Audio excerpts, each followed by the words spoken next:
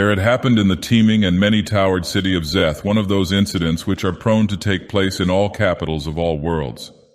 Nor, simply because Szeth lies on a planet of strange beasts and stranger vegetation, did this incident differ greatly from what might have occurred in London or Paris, or any of the great governing towns we know. Through the cleverly concealed dishonesty of an aged but shrewd official, the treasury was exhausted. No shining frulder, as of old, lay stacked about the strong room, and over empty coffers the sardonic spider wove webs of mocking design. When at last the Gifhath Yalden entered that obscure vault and discovered the thefts, there were left only some phlegmatic rats which peered sharply at him as at an alien intruder. There had been no accounting since Kishan the old keeper had died many moon turns before, and great was Yalden's dismay to find this emptiness instead of the expected wealth.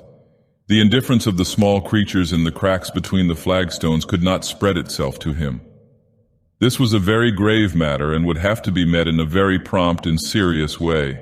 Clearly there was nothing to do but consult Orn, and Orn was a highly portentous being. Orn, though a creature of extremely doubtful nature, was the virtual ruler of Szeth. It obviously belonged somewhere in the outer abyss, but had blundered into Szeth one night and suffered capture by the Shamith priests. The coincidence of its excessively bizarre aspect and its innate gift of mimicry had impressed the Sacred Brothers as offering vast possibilities. Hence in the end they had set it up as a god and an oracle, organizing a new brotherhood to serve it, and incidentally to suggest the edicts it should utter and the replies it should give.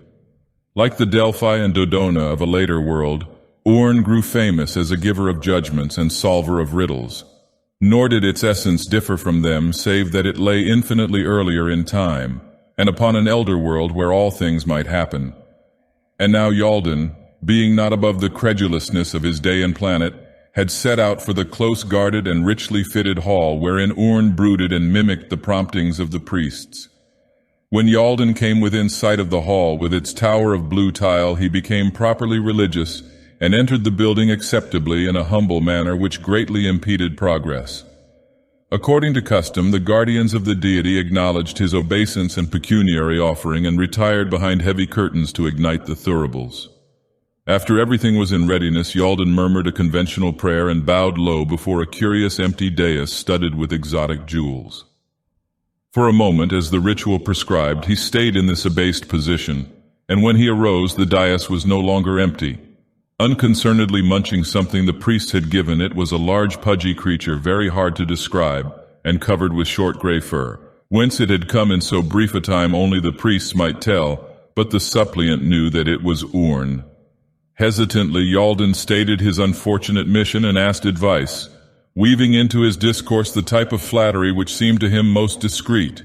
Then with anxiety he awaited the oracle's response. Having tidily finished its food, Orn raised 3 small reddish eyes to Yalden and uttered certain words in a tone of vast decisiveness. Gume er fotuo lehet teg. After this it vanished suddenly in a cloud of pink smoke which seemed to issue from behind the curtain where the acolytes were.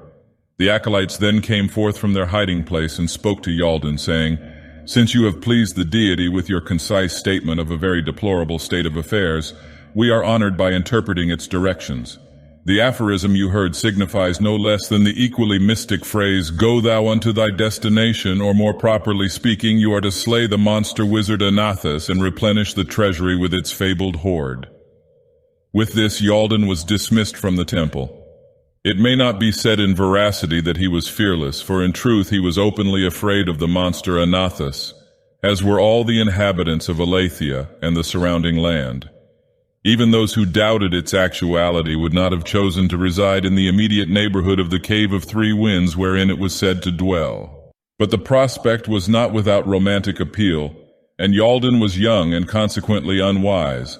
He knew, among other things, that there was always the hope of rescuing some feminine victim of the monster's famed and surprising erotic taste. Of the true aspect of Anathas none could be certain, tales of a widely opposite nature being commonly circulated. Many vowed it had been seen from afar in the form of a giant black shadow peculiarly repugnant to human taste, while others alleged it was a mound of gelatinous substance that oozed hatefully in the manner of putrescent flesh. Still others claimed they had seen it as a monstrous insect with astonishing supernumerary appurtenances. But in one thing all coincided, namely that it was advisable to have as little traffic as possible with Anathus. With due supplications to his gods and to their messenger Urn, Yalden set out for the Cave of Three Winds. In his bosom were mixed an ingrained patriotic sense of duty and a thrill of adventurous expectancy regarding the unknown mysteries he faced. He had not neglected such preparations as a sensible man might make, and a wizard of old repute had furnished him with certain singular accessories. He had, for example, a charm which prevented his thirsting or hungering, and wholly did away with his need for provisions. There was likewise a glistening cape to counteract the evil emanations of a mineral that lay scattered over the rocky ground along his course. Other warnings and safeguards dealt with certain gaudy land crustaceans, and with the deathly sweet mists which arise at certain points until dispersed by heliotropism. Thus shielded, Yalden fared without incident until he came to the place of the White Worm. Here of necessity he delayed to make preparations for finding the rest of his way.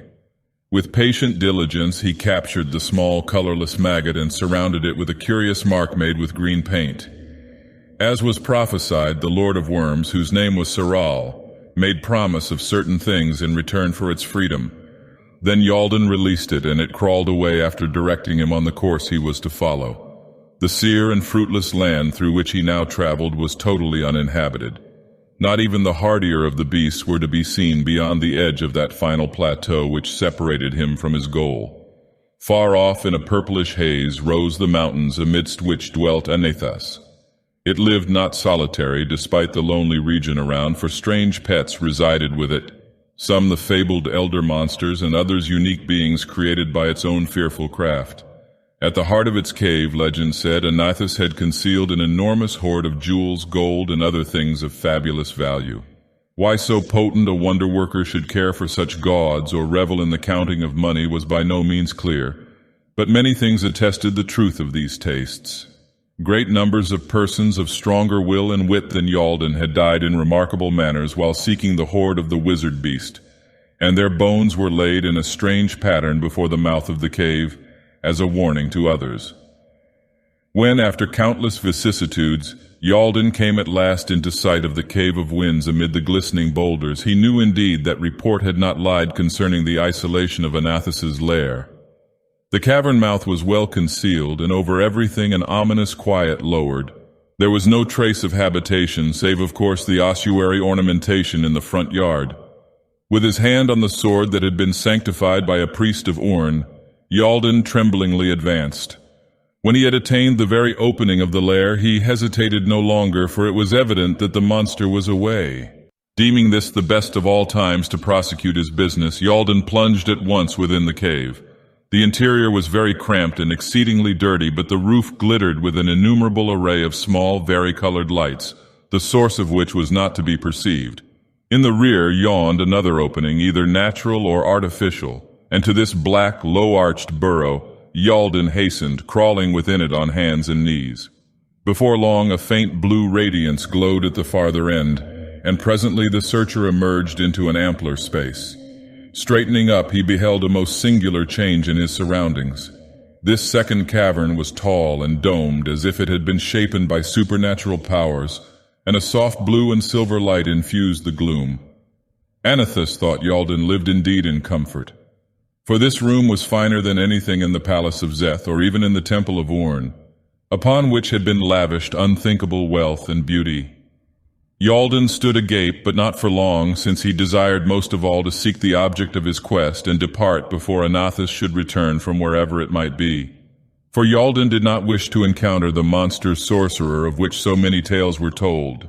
Leaving therefore this second cave by a narrow cleft which he saw, the seeker followed a devious and unlit way far down through the solid rock of the plateau. This, he felt, would take him to that third and ultimate cavern where his business lay. As he progressed, he glimpsed ahead of him a curious glow, and at last, without warning, the walls receded to reveal a vast open space paved solidly with blazing coals, above which flapped and shrieked an obscene flock of wyvern-headed birds. Over the fiery surface, green monstrous salamanders slithered, eyeing the intruder with malignant speculation. And on the far side rose the stairs of a metal dais encrusted with jewels, and piled high with precious objects, the hoard of the wizard beast. At sight of this unattainable wealth, Yaldan's fervor well-nigh overcame him, and chafing at his futility, he searched the sea of flame for some way of crossing. This, he soon perceived, was not readily to be found, for in all that glowing crypt there was only a slight crescent of flooring near the entrance which a mortal man might hope to walk on. Desperation, however, possessed him, so that at last he resolved to risk all and try the fiery pavement. Better to die in the quest than to return empty-handed. With teeth set, he started toward the sea of flame, heedless of what might follow.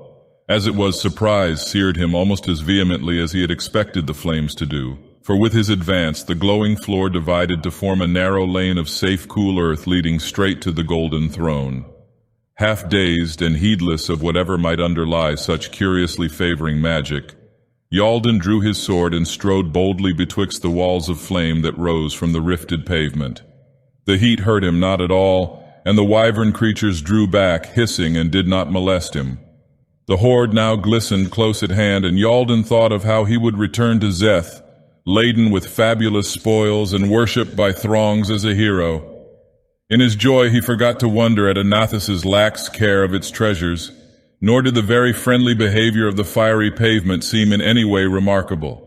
Even the huge arched opening behind the dais, so oddly invisible from across the cavern, failed to disturb him seriously.